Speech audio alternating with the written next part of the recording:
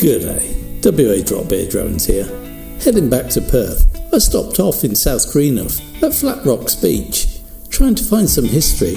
All I could find is that it's popular with surfers and only really known by those that know of it. There was a small road off Brand Highway down to the car park and the toilet. But what a stop for those that know. If you like what I do, click that like button, subscribe and share the video so your friends can enjoy it too. These things can really help a channel get off the ground.